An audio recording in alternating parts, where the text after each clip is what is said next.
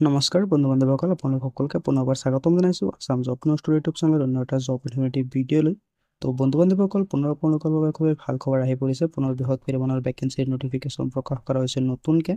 অসমৰ শিক্ষা বিভাগৰ ফালৰ পৰা পুনৰ বৃহৎ পৰিমাণৰ ভেকেঞ্চিৰ নটিফিকেশ্যন প্ৰকাশ কৰা হৈছে, য'ত আপোনালোকৰ কাৰণে 4,505 পদৰ কাৰণে ভেকেঞ্চিৰ নটিফিকেশ্যন প্ৰকাশ কৰিছে। অসম চৰকাৰৰ তৰফৰ পৰা ভেকেঞ্চিখিনি আহিছে। তো আপোনালোকক এইটো ভিডিঅ'ৰ যোগেদি ভেকেঞ্চিসমূহৰ সম্পূৰ্ণ তথ্যখিনি জনাই দিম যে কি পোষ্টৰ ভেকেঞ্চি আছে, ভেকেঞ্চিসমূহত এপ্লাই কৰিবলৈ হ'লে আপোনালোকৰ এলিজিবিলিটি ক্ৰাইটেৰিয়া কি থাকিব, এজ লিমিট কি থাকিব, চেলাৰী কিমান দিয়া হ'ব, সম্পূৰ্ণ তথ্য আপোনালোকক A to Z এইটো ভিডিঅ'ৰ যোগেদি জনাই দিম। যদি আপোনালোকৰ অৰ্হতা মিলে আপোনালোকে ভেকেঞ্চিসমূহত এপ্লাই কৰি ল'ব পাৰিব। কিন্তু তাৰ আগতে যদি আপোনালোকে চেনেলটোত নতুন আছে, যদি তেওঁ চেনেলটো ছাবস্ক্ৰাইব কৰা নাই, তেনেহ'লে ছাবস্ক্ৰাইব কৰি ৰাখিব পৰৱৰ্তী চব আপডেটবোৰ পাবলৈ।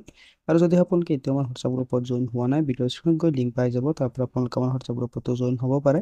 তাতো আপোনালোকৰ কাৰণে জব ৰিলেটেড ৰেগুলাৰ আপডেটবিলাক দিয়া হয়। তো বন্ধু বান্ধৱসকল, অসমৰ শিক্ষা বিভাগৰ ফালৰ পৰা নতুনকৈ যিকেইটা ভেকেঞ্চিৰ নটিফিকেশ্যন প্ৰকাশ কৰা হৈছে, তো ভেকেঞ্চিৰ সুবিধা আপোনালোকে চাব পাৰে যে DEELPUP টিচাৰ ৰিক্ৰুটমেণ্ট 2025, অৰ্থাৎ ডাইৰেক্টৰ অফ এলিমেণ্টাৰী এডুকেশ্যনৰ তৰফৰ পৰা 4,500 পোষ্টৰ কাৰণে ভেকেঞ্চিৰ নটিফিকেশ্যন প্ৰকাশ কৰা হৈছে, য'ত আপোনালোকে চাব পাৰে যে এছিষ্টেণ্ট টিচাৰ পদৰ কাৰণে ভেকেঞ্চি আছে। LP আৰু UP অৰ্থাৎ লয়াৰ প্ৰাইমেৰী আৰু আপাৰ প্ৰাইমেৰী স্কুলৰ কাৰণে ভেকেঞ্চিৰ নটিফিকেশ্যন প্ৰকাশ কৰা হৈছে নতুনকৈ 4,500 পোষ্টৰ কাৰণে। ডাইৰেক্টৰ অফ এলিমেণ্টাৰী এডুকেশ্যনৰ তৰফৰ পৰা ভেকেঞ্চিখিনি আহিছে। তো যিকেইটা ভেকেঞ্চি আছে, ভেকেঞ্চিসমূহৰ সম্পূৰ্ণ লিষ্টখিনি আপোনালোকে ভালদৰে নিজে চাই লওক। যদি আপোনালোকৰ অৰ্হতা মানে আপোনালোকে ভেকেঞ্চিসমূহত এপ্লাই কৰি ল'ব পাৰিব। তো ভেকেঞ্চিসমূহৰ অভাৰভিউটো আপোনালোকে চাব পাৰে যে এছিষ্টেণ্ট টিচাৰ পদৰ কাৰণে ভেকেঞ্চিৰ নটিফিকেশ্যন প্ৰকাশ কৰা হৈছে LP আৰু UP স্কুলৰ কাৰণে, অৰ্থাৎ লয়াৰ প্ৰাইমেৰী আৰু আপাৰ প্ৰাইমেৰী স্কুলৰ কাৰণে ভেকেঞ্চিৰ নটিফিকেশ্যনখিনি প্ৰকাশ কৰা হৈছে। টোটেল পোষ্ট দিয়া হৈ আছে আপোনালোকৰ কাৰণে 4,500 পোষ্টৰ ভেকেঞ্চি আছে। তো লয়াৰ প্ৰাইমেৰী স্কুলত আপোনালোকে চাব পাৰে যে 2,900 পোষ্টৰ ভেকেঞ্চি আছে, আৰু আপাৰ প্ৰাইমেৰী স্কুলত আপোনালোকে চাব পাৰে যে 1,600 পোষ্টৰ ভেকেঞ্চিৰ নটিফিকেশ্যন প্ৰকাশ কৰা হৈছে। ডাইৰেক্টৰ অফ এলিমেণ্টাৰী এডুকেশ্যনৰ তৰফৰ পৰা ভেকেঞ্চিখিনি আহিছে। DEE আছামৰ তৰফৰ পৰা ভেকেঞ্চিখিনি আহিছে।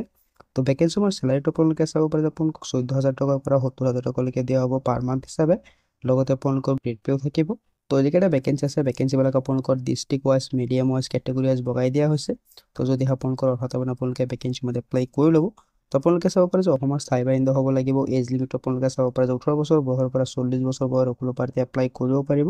লগতে আপোনালোকৰ এই চিলেকশ্যনো থাকিব, য'ত আপোনালোকৰ SC/ST কেন্দ্ৰৰ কাৰণে থাকিব 5 বছৰ, OBC MOBC কেন্দ্ৰৰ কাৰণে থাকিব 3 বছৰ, আৰু PWBD কেন্দ্ৰৰ কাৰণে থাকিব 10 বছৰৰ এই চিলেকশ্যন। অৰ্থাৎ 18 বছৰ বয়সৰ পৰা 40 বছৰ বয়সৰ সকলো প্ৰাৰ্থীয়ে ভেকেঞ্চিসমূহৰ কাৰণে ইলিজিবল হয়। তো যদি আপোনালোকে ইণ্টাৰেষ্টেড, আপোনালোকৰ ভেকেঞ্চিসমূহত এপ্লাই কৰি ল'ব পাৰিব। তো যিকেইটা ভেকেঞ্চি আছে, ভেকেঞ্চিসমূহত এপ্লাই কৰিবলৈ হ'লে আপোনালোকে আছাম টেট নাইবা চেণ্ট্ৰেল টেট কোৱালিফাই কৰা হ'ব লাগিব। যদি আপোনালোকে আছাম টেট নাইবা চেণ্ট্ৰেল টেট কোৱালিফাই কৰি থৈছে, তেনেহ'লে কিন্তু আপোনালোকে ভেকেঞ্চিসমূহৰ কাৰণে ইলিজিবল হয়। তো ভেকেঞ্চিসমূহৰ শিক্ষাগত অৰ্হতাটো আপোনালোকে চাব পাৰে যে পোষ্ট অনুযায়ী আপোনালোকৰ শিক্ষাগত অৰ্হতাটো বেলেগ বেলেগ থাকিব। তো ইয়াতে আপোনালোকে চাব পাৰে যে এছিষ্টেণ্ট টিচাৰ লয়াৰ প্ৰাইমেৰী স্কুলৰ কাৰণে আপোনালোকে চাব পাৰে যে হায়াৰ ছেকেণ্ডেৰী পাছ কৰা হ'ব লাগিব। লগতে আপোনালোকৰ 2 বছৰৰ ডিপ্ল'মা থাকিব লাগিব এলিমেণ্টাৰী এডুকেশ্যনত। ইয়াৰ উপৰিও আপোনালোকে টেট কোৱালিফাই কৰা হ'ব লাগিব। তো আপোনালোকে যদি হায়াৰ ছেকেণ্ডেৰী পাছ কৰি ডিপ্ল'মা লৈ টেট কোৱালিফাই কৰি থৈছে, তেনেহ'লে কিন্তু আপোনালোকে ভেকেঞ্চিসমূহত এপ্লাই কৰিব পাৰে। আপাৰ প্ৰাইমেৰী স্কুলৰ এছিষ্টেণ্ট টিচাৰৰ ভেকেঞ্চিবোৰত আপোনালোকে হায়াৰ ছেকেণ্ডেৰী পাছ কৰা হ'ব লাগিব। লগতে আপোনালোকে গ্ৰেজুৱেশ্যন ডিগ্ৰী কমপ্লিট কৰা হ'ব লাগিব। ইয়াৰ উপৰিও আপোনালোকে চাব পাৰে যে 2 বছৰৰ ডিপ্ল'মা বিচৰা হৈছে। তো যদি আপোনালোকৰ 2 বছৰৰ ডিপ্ল'মা নাইবা BEd আছে, তেনেহ'লে আপোনালোকে ভেকেঞ্চিসমূহত এপ্লাই কৰিব পাৰে। ইয়াৰ উপৰিও আপোনালোকে আছাম টেট নাইবা চেণ্ট্ৰেল টেট কোৱালিফাই কৰাটো বাধ্যতামূলক হয়। অৰ্থাৎ যিকেইটা ভেকেঞ্চি আছে, ভেকেঞ্চিত আপোনালোকে টেট কোৱালিফাই কৰা হ'ব লাগিব। টেট কোৱালিফাই কৰাটো আপোনালোকৰ কাৰণে মেণ্ডেটৰী হয়।